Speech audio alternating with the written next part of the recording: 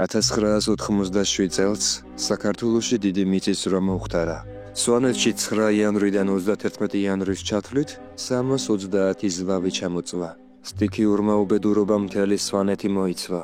განადგურდა 1700 სასოფლო სამეურნეო შენობა და ნაგებობა, დაინგრა სკოლები, ბაგაბაღები, მაღაზიები. სვანეთი ნანგრევებად იყო ქცეული. აქვე აღსანიშნავია ერთი საოცარი ფაქტი.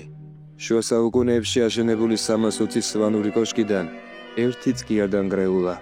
სვანური კოშკები საქართველოს და კონკრეტულად სვანეთისაგან ზურია. ეს უძველესი ნაგებობები ათეული საუკუნის წინ იქნა აგებული. ის ფაქტი, რომ დღემდე სვანური კოშკები არის შემონახული, ამ მდგომარეობაში მეტყველებს შენობის ხარისხზე, სწორი დაგეგმარების და სვანეთის პირობების შესაფერისი მასალების გამოყენებაზე. ამ კოშკების ამშენებლებს და მცხოვრებლებს არ ქონიათ მარტივი ცხოვრება, გამომდინარე იმ ფაქტიდან, რომ მათ სახლის აშენებისას უწევდათ თავდაცვაზე ფიქრიც. მაგრამ ამის მიუხედავად, ეს ხალხი ყოველთვის მტერზე უფრო ძლიერი იყო და კოშკების დახმარებით ამარცხებდა როგორც მომხდურს, ასევე სტიქიურ უბედურებასაც. 1987 წელს იმ დროს, როდესაც ბევრი ძველი და ახალი შენობა ნაგებობა დაინგრა, კოშკებმა გაუძლეს განსაცდელს.